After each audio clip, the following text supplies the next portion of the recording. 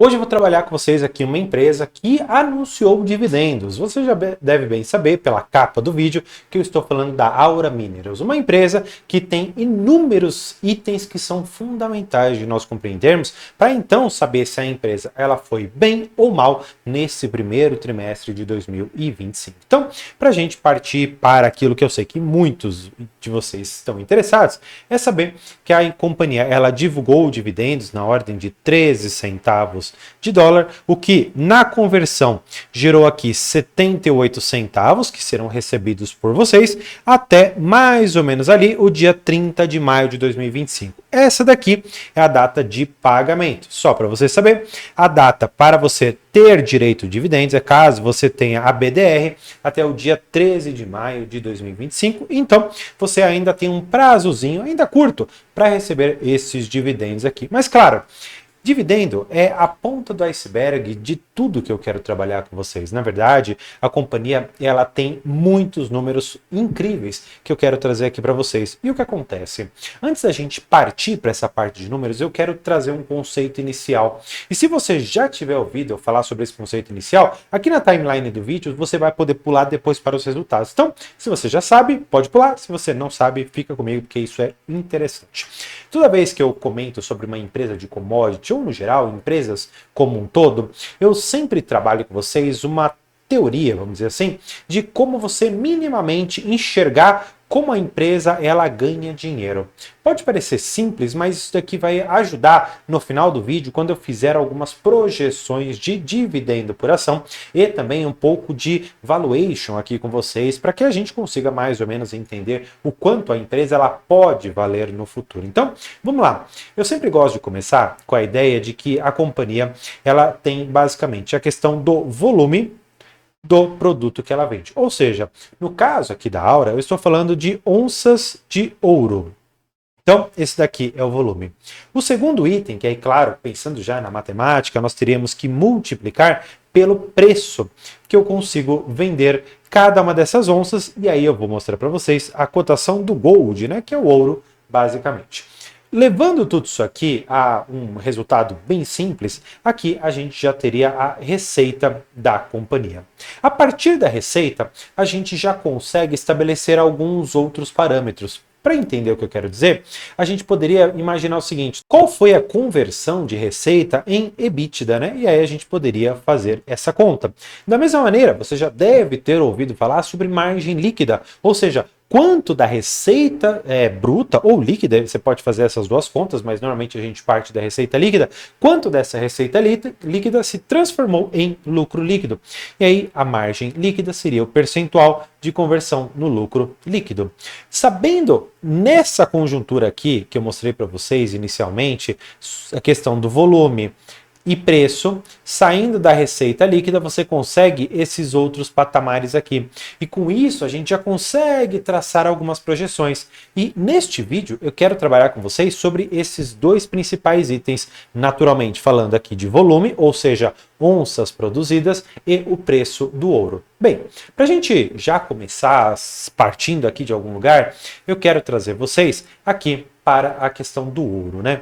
O ouro, ele evoluiu muito do começo do ano para cá, né? Pegar 2025, saiu de 2.600 praticamente a onça e chegou aqui num pico de 3.500. Tudo isso gerou uma valorização na ordem de 33%. E se você for pegar do começo do ano, mais uma vez, para o atual momento, estamos aqui com praticamente 28% de valorização. Ou seja, nós já sabemos o seguinte, que o preço da mercadoria que eu vendo, o preço do produto final que eu tenho, ele subiu 33%, no caso, hoje, 28%.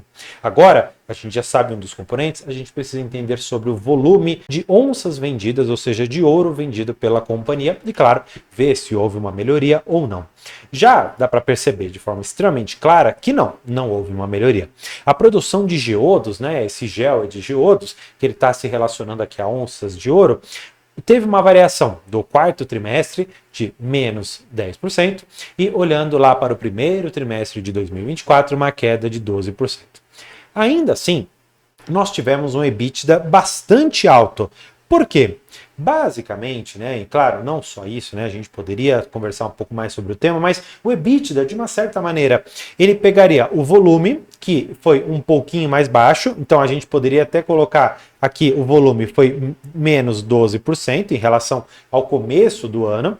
Entretanto, quando nós multiplicamos isso por um preço que no começo do ano passado ele estava bem mais baixo e que ele avançou, e a gente até pode fazer essa conta, vamos lá ver, só para a gente não perder isso. Ó, vamos pegar aqui o ouro novamente, então gold, aí simples aqui de você ver. Vamos pegar lá do começo do ano passado, olha só a diferença, gente, não dá nem para ver aqui, vamos lá. Ó, se for pegar do começo do ano passado até o começo, basicamente, né, o primeiro trimestre que terminaria aqui praticamente, então vai, uma alta de 46%. Voltando, portanto, àquilo que eu iniciei falando com vocês, olha só, você teve uma queda de volume de 12%, só que você teve uma alta aqui no preço do produto que você vende em 46%, o que acaba compensando e trazendo esse EBITDA superior. Portanto, qual que é a primeira coisa que a gente já consegue analisar aqui? O que salvou, entre aspas, a companhia neste primeiro trimestre? Um preço melhor da sua commodity. Maravilha. Agora, eu quero antecipar algo com vocês que isso vai ser importante quando nós formos falar de dividendos. A companhia, ela mostra aqui um lucro, na verdade, um prejuízo líquido na ordem de 73 milhões. Mas o seu lucro líquido ajustado está aqui em 26. Eu já vou adiantar para vocês o seguinte, não olhem isoladamente lucro líquido. Tenho muito mais em vista o seguinte, o EBITDA ajustado, porque é a partir dele que nós vamos ter a base para a gente fazer os cálculos a respeito dos dividendos. E a partir desse EBITDA que a companhia ela normalmente faz todas as contas ali, até de projetos que ela tem. E não só isso, tem mais coisas que a gente precisa. Eu gosto muito de ver o custo caixa, mas a companhia ela traz ainda para a gente o custo caixa de tudo, ou seja, para que a companhia ela consiga ficar 100% de pé, qual que é o custo que eu tenho que ter no mínimo do preço do produto que eu vendo, ou seja, do ouro, para que eu fique no 0 a 0. Então, vamos lá. Eu não te falei que hoje o preço ele está na casa ali dos 3.300 mais ou menos? Maravilha, esse é o preço, entre aspas, da venda que eu consigo do ouro. Agora, quando eu olho para o caixa que eu preciso gastar para produzir cada um desses geodos, significa que a companhia ela gasta aproximadamente 1.461 dólares. Se você bem já entendeu a ideia, entre o gasto da companhia até o valor de venda, tudo isso daqui seria, de uma certa maneira, lucro para a empresa. Ou, de uma certa maneira, falando um pouco melhor, isso daqui seria aproximadamente uma geração de caixa operacional.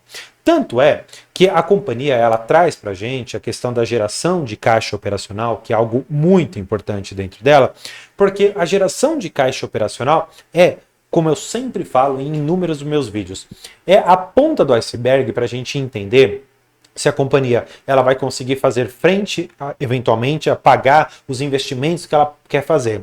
Se, pagando os investimentos que ela fez para manutenção ou para aumento da companhia, né, para expansão da companhia, ela chega então ao fluxo de caixa livre, o que permite, eventualmente, com que ela pague mais dividendos e outras tantas coisas. Mas eu já vou falar de dividendos com vocês, calma aí.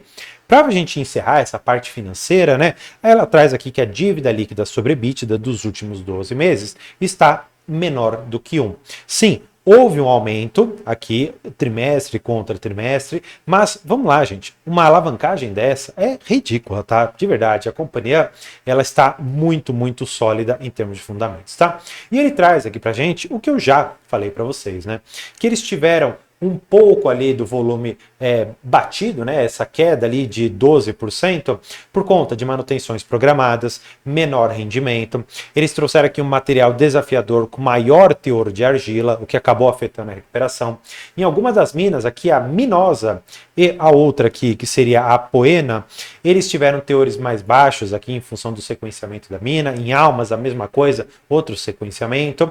Agora, o que eu quero que vocês enxerguem, e aí a gente vai passar rapidamente por isso, porque toda essa ideia já foi debatida, que o volume aqui em cima a gente já mostrou o impacto, e o preço médio de venda, a gente pode ver, subiu 39% quando a gente olha aqui para o primeiro trimestre. Portanto, foi o preço que salvou o resultado da companhia, apesar de operacionalmente ela ainda assim continuar muito bem, tá bom? Ela fala um pouco mais aqui sobre o aumento do preço de ouro, ela fala sobre a questão da geração de caixa livre aqui recorrente, que ficou em 27 milhões de dólares, e como eu te falei, fluxo de caixa livre, e com essa palavrinha mágica recorrente, isso é ótimo, porque significa que daqui a empresa pode pagar dividendos, fazer recompra de ações ou eventualmente pagar dívidas, né? Que é isso que a empresa ela tem um pouquinho. Agora, essa parte que eu deixei em verde e em azul, eu até deixei em destaque, porque aqui está, vamos dizer assim, o coração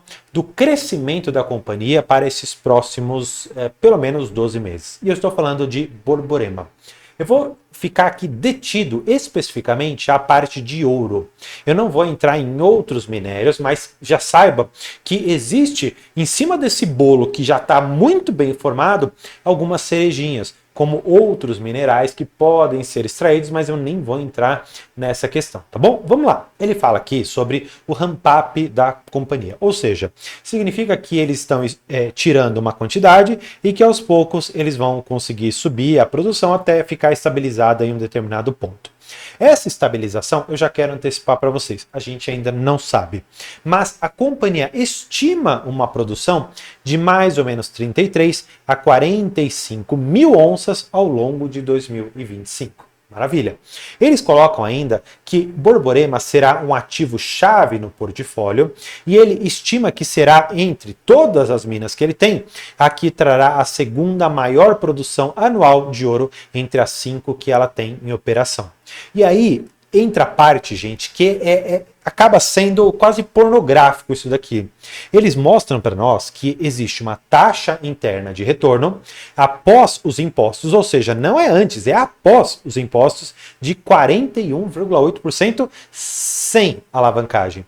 Se eles se alavancarem em 50%, eu já expliquei sobre estrutura financeira num outro vídeo, eles ficam com uma taxa interna de retorno de 81,4%, isto considerando o preço da onça em 2.600, mas eu te mostrei que ela está na casa dos 3.300, portanto, essa taxa interna de retorno está desatualizada e é maior. Inclusive, eu chuto dizer que existe aqui a grande possibilidade de a taxa interna de retorno no preço da onça hoje superar os 100%. Sim, gente, é esse o nível de rentabilidade da companhia e eu trago todos esses dados aqui para vocês para a gente conseguir compreender de uma forma muito simples o potencial que a companhia tem, especialmente no momento em que ela está com o minério lá em cima. E quer uma outra informação que é muito importante? A Aura Minerals ela soltou um fato relevante dizendo que ela quer abrir capital no mercado norte-americano. E sabe qual que é o mais interessante disso?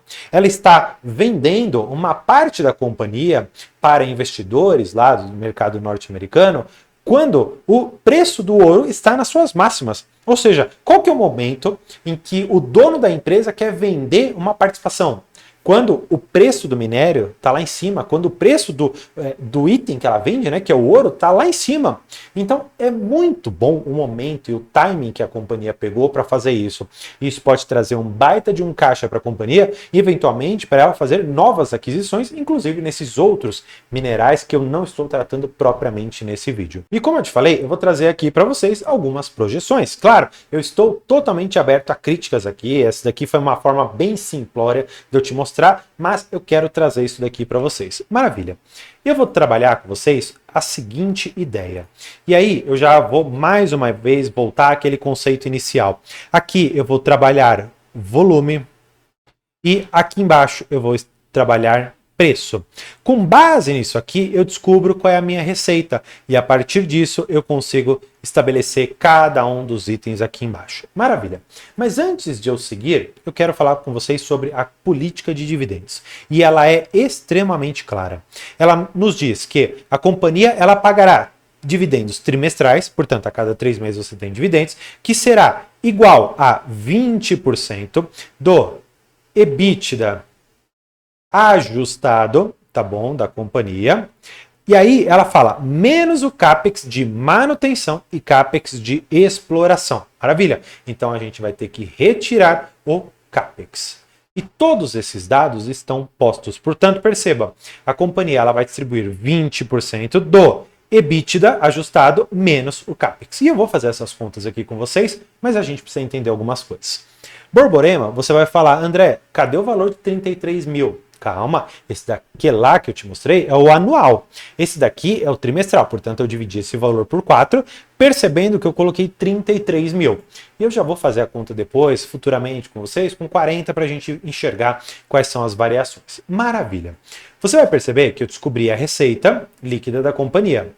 E eu peguei uma margem EBITDA, mais ou menos uma média ali do que a companhia estava reportando nesses últimos tempos, que ficou na casa ali dos seus 46 a uns 42, aí eu decidi começar por 42 e depois a gente sobe.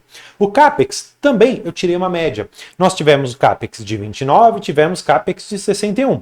Eu cheguei aqui a um valor intermediário, tá bom? Que ficou aqui no 51, claro, eu considerei ali 3, 4 trimestres para tirar essa média para não ficar uma coisa tão solta.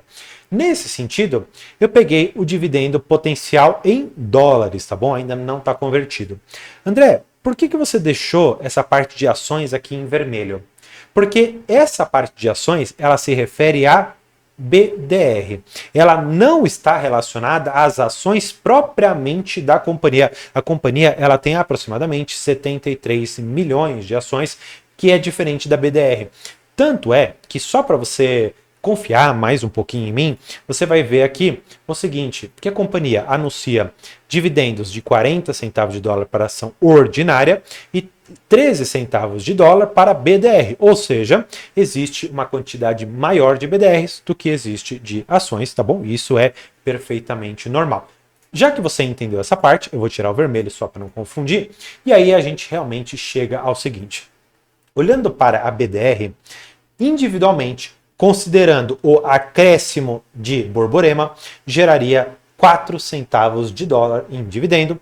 Eu fiz a conversão do real de hoje, que está em 5,69, o que daria um dividendo por trimestre de aproximadamente 24 centavos. Se você for considerar o preço de hoje, que está uma ação aqui, na verdade uma BDR, custando seus quase 40, esses 24 centavos pelos R$39 que ela está custando, talvez não dê um yield tão interessante, mesmo que você anualize isso, né? Fica um yield de 2,46.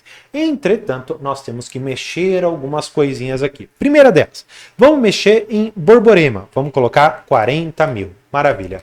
A gente já pula um pouco mais. A gente já vê que a gente sai daqueles 24 centavos para agora 25. Subiu alguma coisa. Só que a gente pode mexer em outros itens. Por quê? O CAPEX da companhia foi uma média que eu tirei. Pode ser que essa média seja um pouquinho para cima, um pouquinho para baixo ao longo de 2025 e nos anos seguintes. Mas vamos imaginar que isso daqui caia, eventualmente, para uns 35. Então, vamos colocar aqui os 35 e aí nós teríamos já um dividendo um pouco diferente. Já pularia para 34 centavos. Ainda chama um pouco a atenção? Talvez um pouquinho, algumas pessoas podem ser que gostem. Mas a gente pode ainda intensificar um pouco mais essa questão. Imagina se a gente aumentasse a margem EBITDA da companhia para 46, que foi uma margem razoável que ela trouxe nesses últimos tempos. A gente já pularia para um dividendo por ação, mais uma vez, trimestral, na ordem de 40 centavos. Se pegarmos, portanto, esse valor de 40 centavos, multiplicando aqui por 4 e dividindo pelos 39 que está a cotação de hoje, ainda assim a companhia entregaria um yield de aproximadamente 4,10%, isto é, considerando essas premissas relativamente conservadoras, tá? Então, eu quero que você entenda que isso daqui são projeções baseadas apenas em premissas simples. E quero trazer, por fim, uma última coisinha. E eu quero acreditar que você vá se recordar dessa lição. Muitas vezes nós olhamos para companhias que estão em aumentos muito fortes na sua lucratividade, no valor ali do seu preço, dos preços do seu produto. E aí o que acontece? O que você acha mais interessante? Comprar quando o preço do ouro ele está batendo as suas máximas ou quando ele está batendo as suas mínimas? Por que essa pergunta é fundamental, né?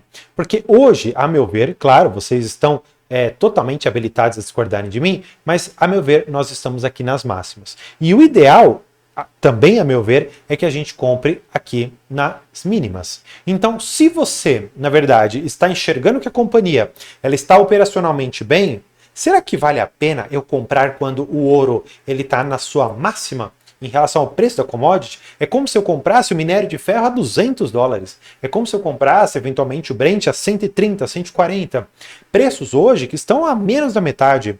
Será que realmente faz sentido? Será que não é ideal aguardar essa crise geopolítica, ela dar uma assentada e a gente enxergar qual realmente será o preço estabilizado e o preço razoável para o ouro? Bem, se você já tem a companhia, talvez não seja o melhor momento para vender, pensando que você vai receber bons dividendos. Só que conforme o preço for caindo, talvez seja interessante você se desfazer. Mas claro, eu não estou recomendando nada, é apenas aqui alguma conversa que a gente está tendo entre investidores, entre colegas. Portanto, tem isso daqui muito mais como uma reflexão sobre os investimentos do que propriamente uma recomendação. Claro, se você gostou de tudo que eu passei aqui com você, se inscreva no canal e para você continuar seus estudos, tem esse outro vídeo aqui. Por hoje é isso, muito obrigado e tchau!